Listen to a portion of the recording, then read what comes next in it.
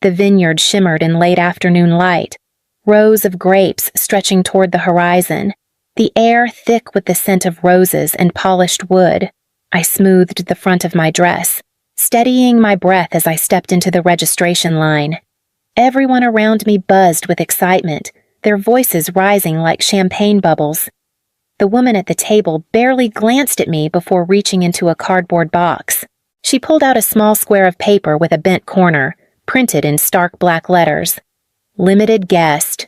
No gold edging, no ribbon, no elegant calligraphy. Just cheap laminate and a strip of tape, the kind used for factory tours. I stared at it for a moment, waiting for her to realize the mistake, but she only set it down on the table, already turning to the next guest.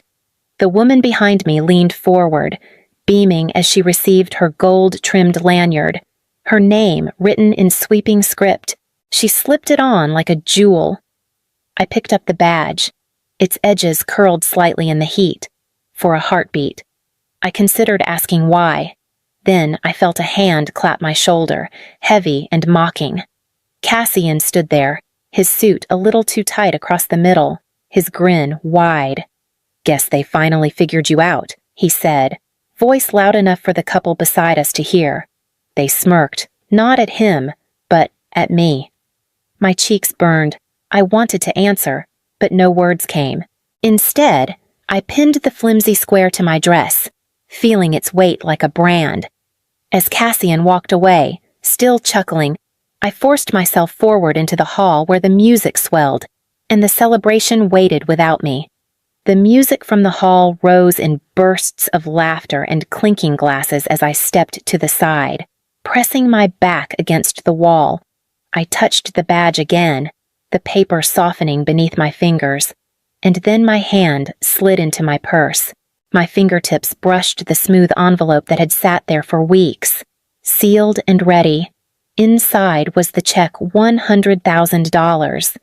I had written it slowly, my pen digging into the paper as if each digit carried the weight of the hours behind it. Every overnight shift, every holiday I'd spent in the hospital instead of at home, every postponed vacation and pair of worn-out shoes had led to this gift. It wasn't just money. It was years of my life, distilled into numbers on a page. When I first tucked it into the envelope, I imagined handing it to Isolde with pride, her eyes shining as she realized how much I had believed in her future. I thought it might be a bridge, a way back to the closeness we once had. But standing there now, the badge pressing into my skin like a scarlet letter, the envelope felt less like love and more like ransom. I closed my eyes and saw the nights I'd stumbled home after 18 hours on my feet, peeling off scrubs that smelled of antiseptic. I heard the echo of my own voice promising myself that the sacrifices would be worth it that one day. When my sister walked into her future, I'd be standing right beside her. But worth it to whom? To Isolde, who hadn't looked for me when I entered, to Cassian, whose laughter still rang in my ears. The envelope grew heavier in my purse, as though it knew the answer. I pushed it deeper into the bag, clutching the strap tighter as I took a breath and stepped farther into the reception, determined to see where this night was truly headed. The side of the envelope pressed me back into memory, pulling me to a morning that had split our lives in two. I was 19 when the phone call came, the one that told us our father's truck had been struck head-on by a driver who hadn't stopped drinking after last call. Overnight, the air in our small house thickened with silence, and suddenly everything was mine to hold. I remember standing in the kitchen, Isolde curled on a chair with her knees to her chest, Cassian pacing with fists clenched, demanding answers no one could give. I said I would take the night shifts at the diner until I found something steadier. I promised Isolde she wouldn't have to leave her school, that her world could stay intact, even if mine couldn't. It started small. I gave her my bedroom, telling her she needed space to study, while I folded out a cot in the corner of the living room. When she wanted braces, I signed up for overtime at the hospital, shoes splitting at the seams as I pushed carts of supplies. Every holiday became just another shift to fill. By the time she was applying to college, I had built a second job into my weekends, enough to cover what scholarships didn't. Cassian never forgave me for stepping in as caretaker. He sneered at the extra hours I worked, called me a martyr whenever the bills were paid on time. You like being the hero. He'd spit, as if sacrifice were a crown I'd chosen instead of a weight I couldn't drop. But he never offered to carry it. I told myself it didn't matter. What mattered was that Isolde had everything she needed. I convinced myself my life could wait, that I'd pick it back up once hers was secure. Now, in the middle of a celebration where I barely belonged, I wondered if I had been building a foundation for her or digging a hollow underneath myself that I could never crawl out of. I first met Verity Aldwin months before the wedding, in a cafe that smelled faintly of citrus and linen. I had suggested the small diner near my apartment, a place where I knew the waitress by name and the coffee was always hot. Isolde insisted on something more fitting for the occasion. When I walked in, Verity was already seated, her posture elegant, her handbag perched on the chair beside her like a companion. She greeted me with a smile that didn't touch her eyes, the kind of smile that said she'd already measured me and found me wanting. After the waiter set down our drinks, she leaned in, her voice smooth as silk. It's remarkable, the way you've helped cover the deposit for the banquet hall. So generous, especially on a nurse's salary. The words were wrapped in sweetness, but the sting was sharp. I laughed softly, the practiced kind of laugh that smooths the edges of humiliation. I had heard worse, I told myself. Yet the way Isolde's lips tightened, then relaxed into a faint smile, unsettled me. She didn't defend me. She didn't even change the subject. She simply watched Verity with a look I hadn't seen before, admiration, almost hunger. As the months wore on, I noticed the changes. Isolde's voice took on the same careful cadence Verity used, clipped and deliberate.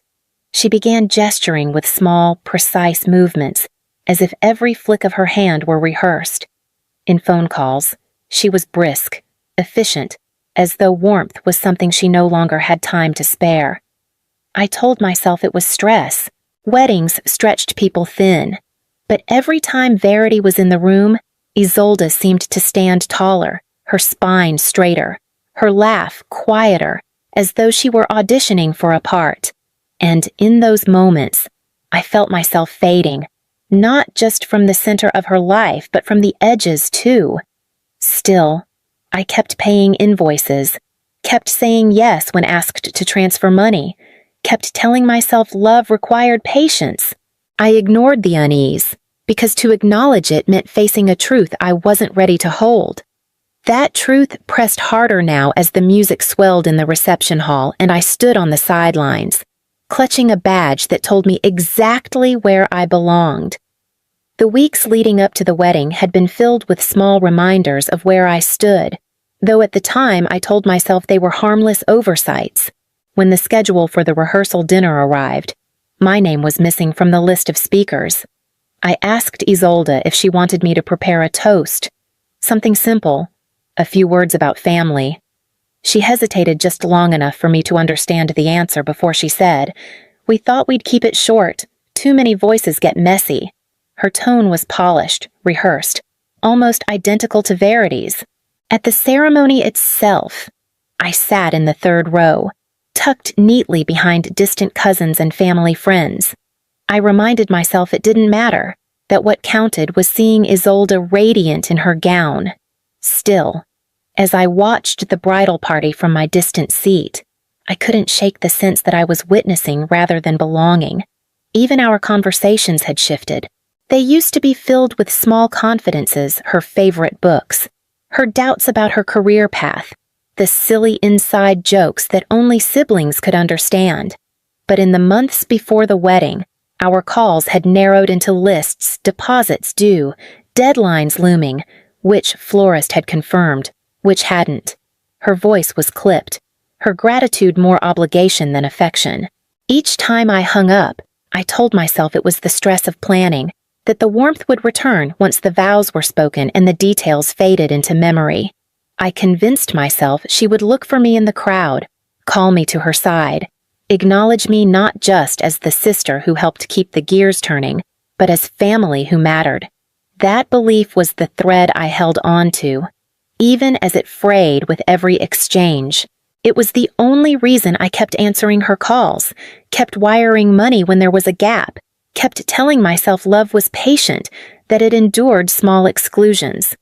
Now, standing in the corner of the reception hall with the badge pressed flat against my chest, I realized the pattern had only reached its inevitable conclusion. The thread had unraveled, and I was no longer holding anything at all. The reception hall glowed with strings of fairy lights looped across beams and wrapped around pillars. Guests flowed into the room in clusters, their badges glinting under the soft light. I drifted toward the seating chart mounted on a gilded easel, scanning the neat rows of names. Table after table. Family grouped with family. Friends with friends. The groom's relatives filling the first two lines. My eyes traveled down to the end, then back again. Slower this time. My name wasn't there. I stood still, waiting for the letters to materialize, for some oversight to write itself. But the truth stared back at me, steady and undeniable. I had no place at any table. A waiter brushed past with a tray of champagne flutes, the bubbles catching in the glow. He didn't offer one to me. Another passed with salmon on porcelain plates. Again, not a glance in my direction. It was as though the badge pinned to my dress had turned me invisible. I moved toward the far edge of the room, finding cover behind a column wrapped in white fabric and lights. From there, I had a clear view of the head table. Isolde sat radiant, her lace gown catching every spark of light. She leaned toward her new husband, her smile wide and unguarded, while cameras flashed around them.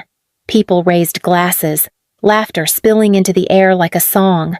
Across the room, Cassian caught my eye. He was already watching me, his glass lifted in a mock salute. His grin spread slowly, satisfied, as though my absence from the chart was a private joke made public. I dropped my gaze, unwilling to give him the victory of seeing my face crack. The badge pressed into my skin. Cheap paper against fabric, a mark of my place or my lack of it. I stayed behind the column, listening to the rhythm of applause and laughter wash over me without touching me, a tide I was never meant to enter. And then, almost without deciding, I turned toward the corner where the gift table sat, the envelope in my purse suddenly heavy, calling me forward. The gift table stood in the corner near the entrance, draped in white linen and crowded with glossy bags tied with satin bows. Cards sat stacked in gilded boxes, some with embossed seals, others with careful calligraphy. I scanned the display until I saw mine plain white. No ribbon, my handwriting sharp and unmistakable. No one had touched it. I stood over it for a moment, my fingers hovering just above the envelope. My chest tightened as I thought of the nights I had carried double shifts, the mornings I dragged myself home with aching legs, whispering promises that it would all be worth it. I thought of the vacations I never took, the small comforts I denied myself so the number inside could grow. $100,000. A lifetime of sacrifice folded neatly into paper. My hand closed around it before I could second-guess myself. The paper was cool against my palm, a fragile thing to hold the weight of so many years. I slipped it back into my purse, the zipper's teeth closing over it like a gate. A hush rippled behind me, faint but unmistakable. I could feel eyes on my back, the shift in the air as people turned toward the table and registered what I had done. A murmur passed like wind through leaves, soft at first, then sharper as it spread. Still, no one spoke to me directly. I straightened, lifting the strap of my purse higher on my shoulder. My steps toward the door were steady, though my heart thudded hard against my ribs. The music carried on behind me, clinking glasses and bursts of laughter swelling as if to drown out the sound of my retreat. And then, above it all, a voice cut through the noise, sharp, urgent, familiar. My name, called once, then again, louder. The gravel crunched under my heels as I moved down the path toward the parking lot, the cool night air settling around me like a cloak. Behind me, the music grew faint, muffled by distance, but the sound of my name carried above it Isolde's voice, sharp with panic. I kept my pace steady, the envelope secure in my purse, my fingers gripping the strap as though it tethered me to my decision. Another call rang out, closer this time, and I heard the unmistakable scrape of fabric against stone. I glanced back just long enough to see her, gown lifted in both hands, train dragging, her face pale in the glow of the vineyard lights. For an instant, the sight of her pulled at me, the same way it always had. I remembered the little girl clutching my sleeve at school pickups, the teenager sobbing into my lap after her first heartbreak. She looked the same now, desperate, reaching, afraid. But I turned away before the image could root itself deeper. My steps quickened, the weight of years pressing forward rather than back. The parking lot came into view, a line of cars glinting under dim lamps. My keys rattled as I pulled them free, my hand trembling only slightly as I fit the metal into the lock. "Please," she shouted, her voice breaking on the word. I paused, just for a breath, the sound cutting through me like glass. Then I opened the door, slid inside, and pulled it shut. The world outside muffled instantly, her voice reduced to a faint echo. The engine turned over, steady and sure, the hum vibrating beneath me as I shifted into reverse. Through the rearview mirror, I caught one last glimpse of her, a figure in white, standing alone at the edge of the lot, hands hanging uselessly at her sides. I looked forward again, pressed my foot to the gas, and followed the winding road out of the vineyard, the lights and music receding until there was nothing but darkness ahead and the silence of my own breath. By the time I pulled into my driveway, the sky had shifted to that washed-out blue that follows a storm, though no rain had fallen. I sat in the car for a long while, the envelope resting on the seat beside me like a silent witness. My phone buzzed again and again, screen flashing with names I didn't have the strength to face. I powered it off, carried the silence inside with me, and let it settle in the rooms like a new kind of furniture. That night, I brewed tea I didn't drink and sat at the kitchen table staring at the pale square of light spilling from the lamp. The quiet was heavy, but it was mine.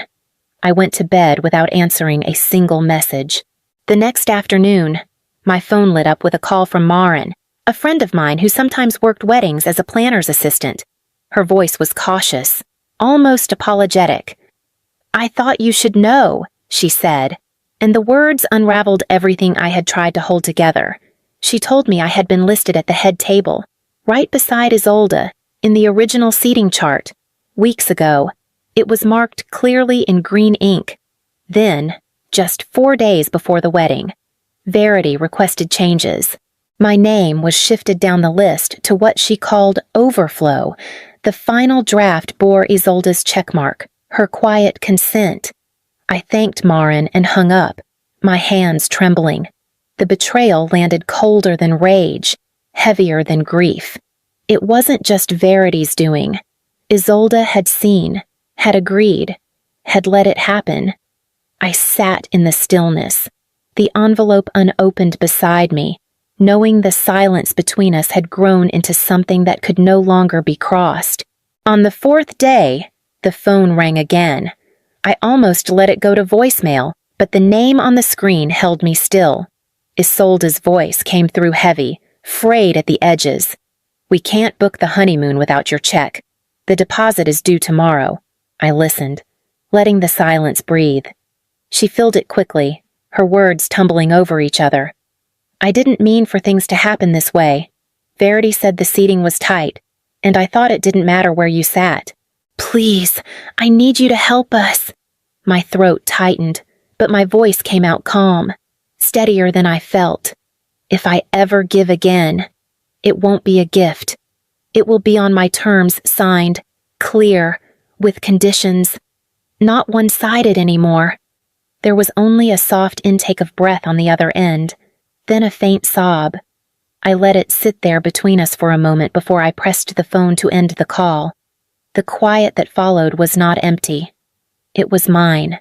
That evening, I slipped on gloves and carried a small box of bulbs into the garden.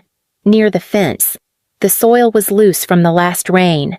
I knelt and pressed deep purple tulip bulbs into the earth, the same kind Isolde once called princess flowers when she was little.